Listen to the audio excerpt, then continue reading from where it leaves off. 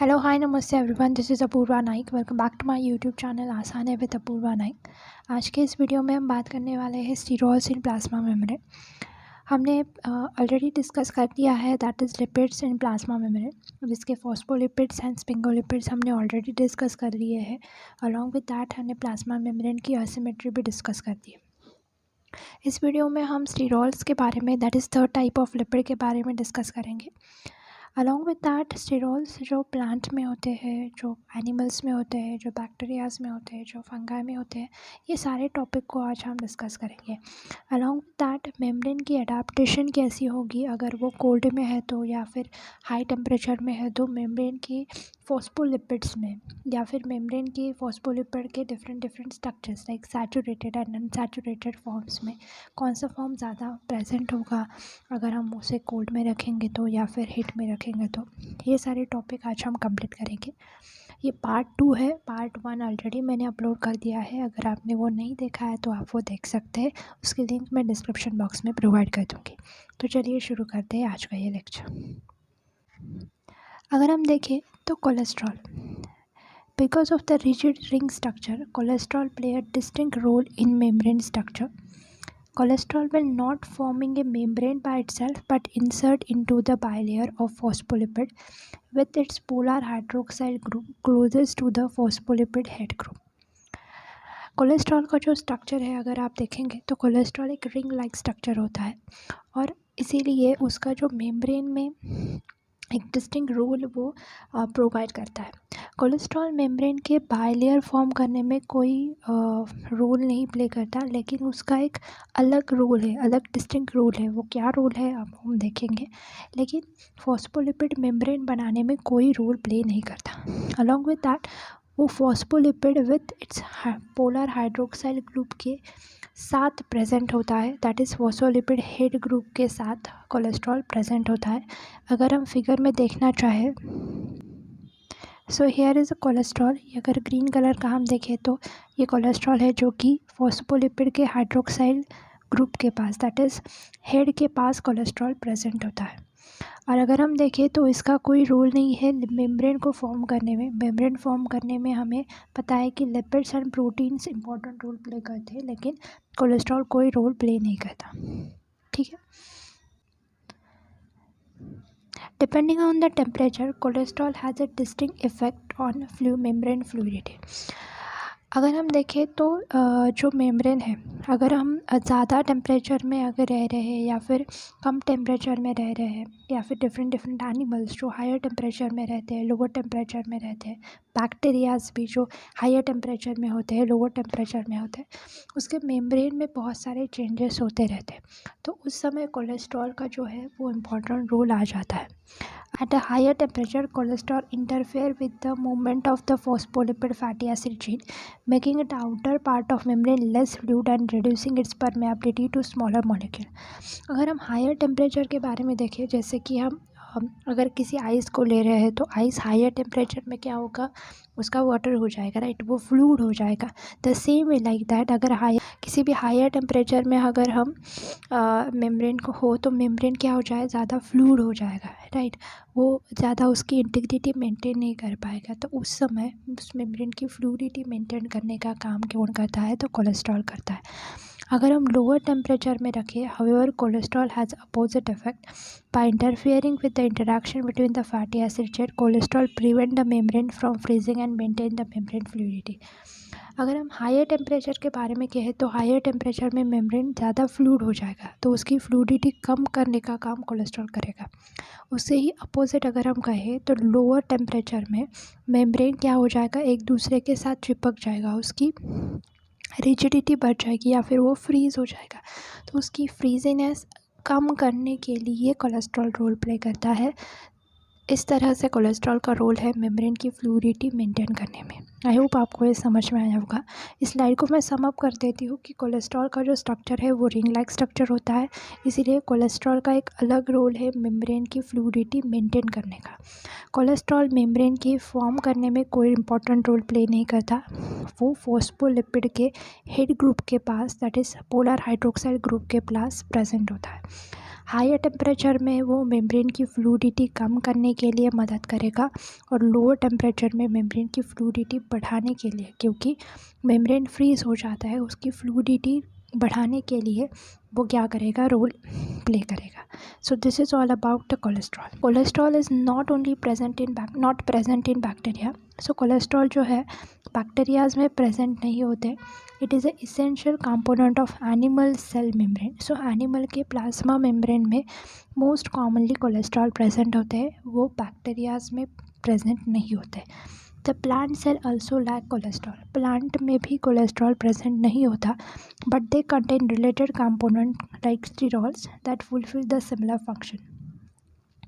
सो plant cell में cholesterol तो present नहीं होता, लेकिन उसमें स्टीरॉल प्रेजेंट होते हैं जो कोलेस्ट्रॉल जैसा ही होता है, right. But the biologist disagrees to whether or not they have completely lack cholesterol. पूरी तरह से कोलेस्ट्रॉल नहीं है ऐसा कोई अभी तक उन्होंने स्टेटमेंट नहीं दिया है बायोलॉजिस्ट ने, लेकिन वो डिसएग्री करते हैं कि कम्प्लीटली कोलेस्ट्रॉल एब्सेंट होगा प्लांट सेल से. No, some amount of cholesterol भी प्रेजेंट होगा. Along with that some sterols present होंगे जो कि कोलेस्ट्रॉल जैसे होते हैं. तो अब हम देखेंगे एग्जैक्टली प्लांट में कौन से स्टीरॉल प्रेजेंट होते हैं. वो plant sterol. The plant usually possess more complex sterol composition like cholesterol, camptosterol, 24-methylsterol, cetosterol and stigmasterol. So ये सारे स्टेरॉल जो है वो प्लांट में प्रेजेंट होते हैं. Along with that 2,24-ethyl are the major constitute of sterol profile of plant species. So ये सारे जो स्टेरॉल्स है ये मोस्ट कॉमनली प्लांट में प्रेजेंट होते हैं. इसी में अगर हम कहें तो मोस्ट कॉमनली कौन से स्टेरॉल्स प्रेजेंट होते हैं, तो अगर हम देखें तो stigmasterol and sitosterol are the two sterol are among the main phytosterol component of plant and they are involved in polarized growth of pollen tube and root hair. So sitosterol and stigmasterol ये जो दो sterol है वो most common phytosterol है जो plant में present होते हैं और उनका जो रोल है तो वो commonly polarise growth of pollen tube जैसे फर्टिलाइजेशन के time along with that root hair. So इन दोनों की ग्रोथ में जो है वो फाइटोस्टेरॉल क्या करता है, इम्पॉर्टेंट रोल प्ले करता है. अलॉन्ग विद दैट जो ऊपर अगर हमने पिछली स्लाइड में देखा इम्पॉर्टेंट रोल ऑफ कोलेस्ट्रॉल, सो वैसा भी रोल वो प्लांट के मेम्ब्रेन मेंटेन करने में भी वो करता है. ठीक है, आई होप यहाँ तक आपको समझ में आया होगा. अब हम फंगल स्टेरॉल के बारे में देखते हैं. एर्गोस्टेरॉल या फिर ergosterol is a major sterol in fungi. Compare to cholesterol it has an additional double bond in ring B. So जो कोलेस्ट्रॉल की रिंग्स है उसमें जो रिंग बी है उसमें एक डबल बॉन्ड प्रेजेंट होता है एर्गोस्टेरॉल में, which being some aromatic character and another it has a short aliphatic chain. So ये सारे चेंजेस जो है एर्गोस्टेरॉल में प्रेजेंट होता है. एर्गोस्टेरॉल ये भी एक स्टेरॉल है जो कि फंगल में प्रेजेंट होता है और उसका स्ट्रक्चर कोलेस्ट्रॉल से कैसे चेंज है यहाँ पर बताया है कि उसके रिंग में भी और एक डबल बॉन्ड स्ट्रक्चर होगा, उसमें एरोमेटिक कैरेक्टर होंगे along with that short aliphatic chain भी वहाँ पे प्रेजेंट होगी. अगर हम बैक्टीरियल स्टेरॉल के बारे में देखें तो primitive sterol such as hopanoids are produced by bacteria. So bacteria में मोस्ट कॉमनली होपेनॉइड ये एक स्टेरॉल प्रेजेंट होता है and that developed in very extreme. So extreme temperature, acidity, pressure, ionic strength, ये सारे कंडीशन में and are considered to be good marker for geological sample containing organic matter. So अगर हम देखें तो बैक्टीरिया में मोस्ट कॉमनली होपेनॉइड्स प्रेजेंट होता है और ये जो होपेनॉइड्स है वो मोस्ट कॉमनली एक्सट्रीम कंडीशन में फॉर्म होते हैं. लाइक एक्सट्रीम टेम्परेचर होगा तो एक्सट्रीम एसिडिटी होगी, प्रेशर होगा, आयनिक स्ट्रेंथ, इन सारे एक्सट्रीम चीज़ों में ये स्टेरॉल क्या करते हैं, मेम्ब्रेन को स्टेबिलिटी प्रोवाइड करने का काम करते हैं जो कि मोस्ट कॉमनली कोलेस्ट्रॉल का रोल होता है. So this is all about bacterial sterol. So यहाँ तक हमने स्टेरॉल के बारे में सारी चीज़ें ख़त्म कर दी कि कौन कौन से स्टेरॉल कहाँ कहाँ प्रेजेंट होते हैं. अलॉन्ग विद दैट अगर हम बैक्टीरिया के बारे में देखें तो बैक्टीरिया में माइकोबैक्टीरिया में कुछ अमाउंट में कोलेस्ट्रॉल प्रेजेंट होता है। अगर हम बाकी सारे बैक्टीरियाज को देखें तो they don't have a cholesterol, but mycobacteria में some amount of cholesterol present होता है। अब हम इन सारी चीज़ों को एक टेबल के साथ सम अप करते हैं। हियर इज़ दैट कि अगर बैक्टीरिया में देखें तो बैक्टीरिया में कोलेस्ट्रॉल प्रेजेंट नहीं होता है, लेकिन बैक्टीरिया में अगर हम माइकोबैक्टीरिया में देखें तो some of amount of cholesterol present होता है। और बाकी स्टेरॉल के बारे में देखें तो यहाँ पे होपेनॉइड्स प्रेजेंट होते हैं। ठीक है, प्लांट में अगर हम देखें तो sitosterol, stigmasterol and campesterol are the major sterol present in plants. Animals में अगर देखें तो एनिमल्स में कोलेस्ट्रॉल प्रेजेंट होता है, और फंगाई में देखें तो हम फंगाई में इर्गोस्टेरॉल प्रेजेंट होता है। So this is all about overall of whatever we are learn till now. So यहाँ पे इस टेबल में वो सारी चीज़ें मैंने लिस्ट आउट कर दी है। सो अब हम आगे बढ़ते हैं। अभी तक देखें तो कोलेस्ट्रॉल का बहुत अच्छा रोल, इम्पॉर्टेंट रोल प्रेजेंट है कि वो मेम्ब्रेन की फ्लूइडिटी मेंटेन करता है हायर टेम्परेचर में और लोअर टेम्परेचर में। अगर हम ऐसी चीज़ करें तो मेम्ब्रेन से कोलेस्ट्रॉल को निकाल दें तो मेम्ब्रेन में क्या चेंजेस होंगे या मेम्ब्रेन कैसे काम करेगा, ये चीज़ अगर हम देखें तो if no cholesterol in the membrane, cholesterol को हमने निकाल दिया मेम्ब्रेन से तो क्या होगा।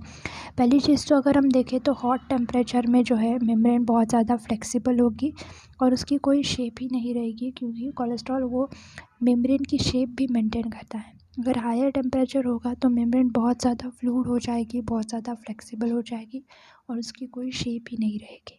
अगर हम कोल्ड टेम्परेचर में रखें तो वो फ्रीज़ हो जाएगी, सो वो रिजिड हो जाएगी और नॉट फ्लेक्सिबल नहीं रहेगी। इसके कारण क्या होगा, सेल को जो चीज़ें चाहिए वो मेम्ब्रेन से अंदर नहीं आएगी, मेम्ब्रेन से बाहर नहीं जाएगी, जस्ट टफ हो जाएगी, वैसे की वैसी चीज़ें रह जाएगी और सेल फंक्शन नहीं कर पाएगी।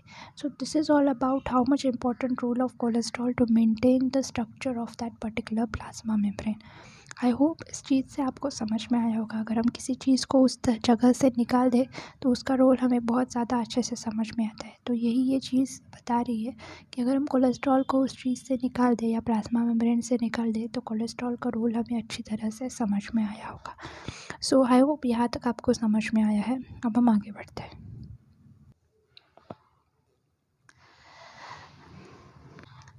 अगर हम फैटी एसिड के बारे में देखें तो हमें पता है कि saturated fatty acid and unsaturated fatty acids दो टाइप्स के फैटी एसिड्स प्रेजेंट होते हैं। अगर हम सैचुरेटेड के बारे में देखें तो सैचुरेटेड में अगर स्ट्रक्चर में कोई डबल बॉन्ड प्रेजेंट नहीं है इसलिए वो सैचुरेटेड है, राइट। अनसैचुरेटेड फैटी एसिड को देखें तो यहाँ पर डबल बॉन्ड प्रेजेंट है, इसीलिए यहाँ पर निक प्रेजेंट होती है और इसे हम कहते हैं unsaturated fatty acid. Saturated fatty acid को ही हम ट्रांस फैटी एसिड कहते हैं और अनसैचुरेटेड फैटी एसिड को हम cis form of fatty acid कहते हैं। So this are the two form of fatty acid.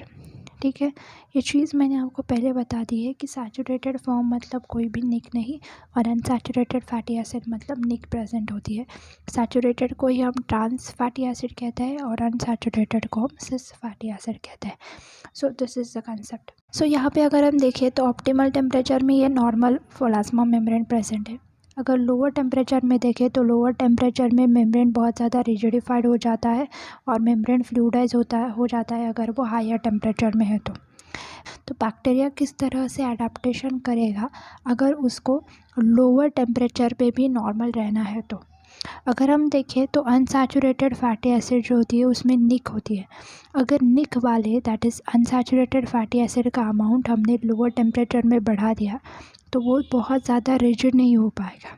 ठीक है, the same way like that अगर हमने सैचुरेटेड फैटी एसिड का अमाउंट हायर टेम्परेचर में बढ़ा दिया तो वो बहुत ज़्यादा फ्लूइडाइज नहीं हो पाएगा, राइट। क्योंकि सैचुरेटेड फॉर्म में निक नहीं होगी तो वो एक दूसरे से ज़्यादा चिपक कर रह पाएंगे, that is the saturated fatty acid.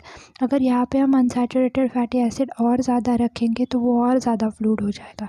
इसीलिए बैक्टीरिया क्या करता है, अगर वो लोअर टेम्परेचर में है तो लोअर टेम्परेचर में होगा तो खुद में अमाउंट किसकी ज़्यादा बढ़ाएगा, तो वो लोअर टेम्परेचर में अनसैचुरेटेड फैटी एसिड ज़्यादा रखेगा।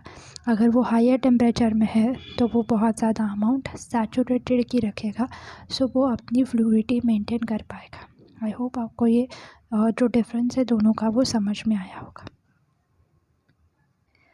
अब यहाँ पे अगर हम देखें तो सैचुरेटेड एंड अनसैचुरेटेड, यही यहाँ पर दिया है कि कोल्ड में सैचुरेटेड कम होगा, और हॉट में सैचुरेटेड ज़्यादा रहेगा। अगर हम अनसैचुरेटेड के बारे में देखें तो अनसैचुरेटेड फैटी एसिड्स कोल्ड में क्या रहेंगे, ज़्यादा रहेंगे, ताकि वो फ्लूइडिटी ज़्यादा मेंटेन कर सके, और हॉट टेम्परेचर में less amount of unsaturated and more amount of saturated रहेगा। सो यहाँ पे आपको एक ही बात याद रखनी है कि सैचुरेटेड फैटी एसिड जो होते हैं वो हॉट टेम्परेचर में ज़्यादा रहेंगे, एंड अनसैचुरेटेड फैटी एसिड जो होते हैं वो कोल्ड टेम्परेचर में ज़्यादा अमाउंट में प्रेजेंट होते हैं। देखिए, तो that is cis and trans. जैसे कि मैंने पहले आपको बताया कि सैचुरेटेड मतलब trans fatty acids. So trans जो है वो हॉट टेम्परेचर में ज़्यादा रहता है, और सिस के बारे में अगर हम देखें तो सिस मतलब क्या, unsaturated. So unsaturated fatty acid cold environment में ज़्यादा रहता है। So this is all about that is cis and cold. ऐसे आप याद रख सकते हैं, that is cis amount cold में ज़्यादा रहता है एंड ट्रांस अमाउंट हॉट में ज़्यादा रहता है। सो हॉट में टी आता है लास्ट में, तो आप ट्रांस करके ऐसे याद रख सकते हैं। So this is all about. अगर हम अब लेंथ के बारे में देखें तो लेंथ कैसी होती है अगर वो कोल्ड इन्वायरमेंट में हो या हॉट इन्वायरमेंट में हो। तो अगर हम लेंथ के बारे में देखें तो लेंथ जो है कोल्ड इन्वायरमेंट पे प्लाज्मा मेम्ब्रेन की जो हाइट है या फिर उसकी लेंथ है, जिसे हम ये कहते हैं ये लेंथ है, वो कम रहती है और हॉट टेम्परेचर में ज़्यादा रहती है। तो ये कैसे, ये हम लॉजिकली अभी एक एग्जांपल लेके समझते हैं। हम यहाँ देखें तो ये एक स्मॉल आइस है और एक बड़ा वाला आइस है, ठीक है। अगर हम यहाँ देखें, अगर हम वाटर का एग्जांपल लें, राइट, वाटर अगर हम नॉर्मल स्टेट रखें और आइस जो है वो एक बहुत ज़्यादा क्या है, एक दूसरे से वाटर मॉलिक्यूल एक दूसरे से चिपक जाते हैं, जैसे हम रिजिड स्ट्रक्चर कहते हैं, राइट। अगर इस रिजिड स्ट्रक्चर को हमें फिर से वाटर में, जिसके हम कहें नॉर्मल स्टेट में लाना हो, तो हमें ज़्यादा टाइम लगेगा एज़ कम्पेयर टू ये छोटा ice, right. Same the way अगर हम कहें कि कोल्ड इन्वायरमेंट में हमारा जो प्लाज्मा मेम्ब्रेन है वो रिजिड हो जाता है, उस रिजिड स्ट्रक्चर को हमें अगर नॉर्मल स्टेट में लाना हो तो हमें छोटी लेंथ वाले प्लाज्मा मेम्ब्रेन को नॉर्मल स्टेट में लाने में कम टाइम लगेगा as compared to the long length. इसीलिए कोल्ड एनवायरनमेंट में जो प्लाज्मा मेम्ब्रेन की साइज़ होती है और लेंथ होती है वो कैसे होती है, वो छोटी होती है, जैसे हम शॉर्ट लेंथ कहते हैं। अगर हम इसी तरह टेम्परेचर अगर ज़्यादा हो, जैसे हम कहें हॉट टेम्परेचर हो, तो हॉट टेम्परेचर में लेंथ जैसी, लेंथ कैसी होती है, लेंथ लंबी होती है। तो वो लेंथ लंबी क्यों है, इसे हम समझते हैं। इसे समझने के लिए अगर हम कहें कि हमारे पास एक कटोरी शुगर है और एक पूरी गोरी भरकर शुगर है। अगर हमें इस शुगर को मेल्ट करना है, अगर हम हायर टेम्परेचर में इसे रखें और मेल्ट करना शुरू करें, तो ये सबसे जल्दी मेल्ट होगी as compared to the sugar in बोरी। इसका मतलब क्या, अगर हम ज़्यादा शुगर ले रहे हैं तो उसको मेल्ट होने में क्या लगेगा, ज़्यादा समय लगेगा as compared to the small amount of sugar, जो कि जल्दी मेल्ट हो जाएगी। इसे अगर हम प्लाज्मा मेम्ब्रेन के साथ कंपेयर करें, अगर हमें शॉर्ट लेंथ प्लाज्मा मेम्ब्रेन की ले ली तो उसे फ्लेक्सिबल बनाने के लिए, जिसे हम कह रहे हैं टेम्परेचर, उसको बहुत जल्दी मोर फ्लेक्सिबल या मोर डिस्ट्रक्चर जल्दी कर पाएगा। अगर हम ज़्यादा लेंथ की प्लाज्मा मेम्ब्रेन ले लिए तो उसको डिस्टर्ब करने में ज़्यादा समय लगेगा और मेम्ब्रेन ज़्यादा टाइम तक वहाँ वैसे की वैसे सस्टेन कर पाएगी। इसीलिए अगर लेंथ टेम्परेचर ज़्यादा हो तो जो प्लाज्मा मेम्ब्रेन की लेंथ होती है वो भी कैसी होती है, ज़्यादा होती है। और कोल्ड टेम्परेचर में अगर हम कहें तो कोल्ड टेम्परेचर में जो प्लाज्मा मेम्ब्रेन की साइट या फिर लेंथ होती है वो शॉर्ट होती है। इस तरह से हम लॉजिकली इस चीज़ को समझ पा सकते हैं। सो आई होप आपको ये समझ में आया होगा। इससे बहुत ज़्यादा क्वेश्चन आ जाते हैं, इसका एक एग्जांपल मैंने यहाँ पर ले लिया है।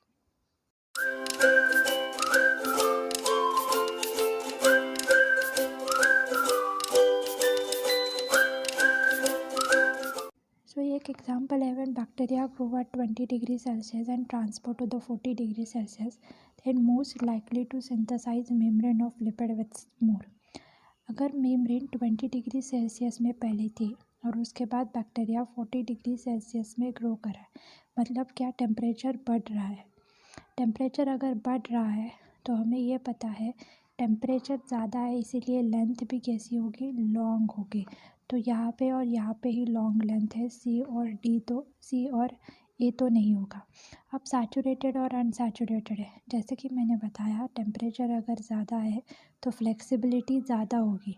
उसे मेंटेन करने के लिए हम कैसे सैचुरेटेड फैटी एसिड को रखेंगे, इसलिए इसका आंसर है long chain saturated fatty acid. I hope आपको ये समझ में आया होगा। अगर किसी भी तरह का प्रॉब्लम आपको यहाँ पे आ रहा है तो आप कमेंट बॉक्स में कमेंट करके मुझसे पूछ सकते हैं। आई होप आपको ये वीडियो समझ में आ रहे हैं और अच्छे लग रहे हैं। इसके बाद हम इसके क्वेश्चन भी ले लेंगे, लेकिन पहले हम प्रोटीन को ख़त्म करेंगे। सो अगर आपको वीडियोस अच्छे लग रहे हो तो प्लीज़ मेरे चैनल को सब्सक्राइब कीजिए और वीडियोस को लाइक कीजिए। Thank you so much.